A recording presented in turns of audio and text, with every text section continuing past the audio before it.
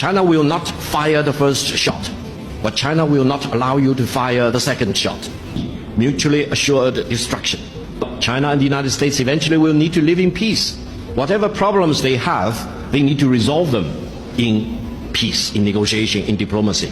That's why, if you have not watched the Victory Day parade in Beijing on September the 3rd, one of the weapons China demonstrated is a missile with all the warheads. We call it 61 because it can contain 60 nuclear warheads plus one hydrogen bomb. Now, in the world of today, let me tell you, which country has hydrogen bomb? China is the only country with hydrogen bomb. And that ICBM can cover every corner of the world in less than 20 minutes and destroy any target in any corner of the world without any possibility of being intercepted.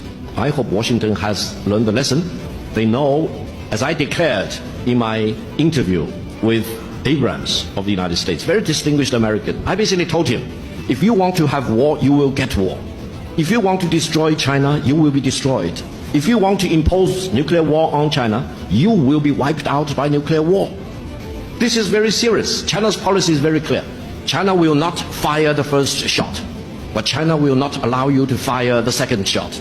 That's why, while I'm pained to see the confrontation between China and the Philippines in the South China Sea, I also feel blessed that they are only using water cannons against each other.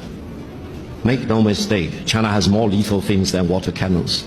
But I hope we will only use water cannon and we will not escalate, and we will never use real ammunition between China and the Philippines. Now, Mr. Abrams also challenged me, saying that China's military buildup is a challenge, a threat to our neighboring countries. I told him point blank, no country in China's neighborhood is a match against China in terms of military power. China's military buildup is a matchup against only one country, that is the United States. China will never allow the United States to launch a war against China, conventional or nuclear, without suffering devastating consequences. Now, I mention this with one purpose.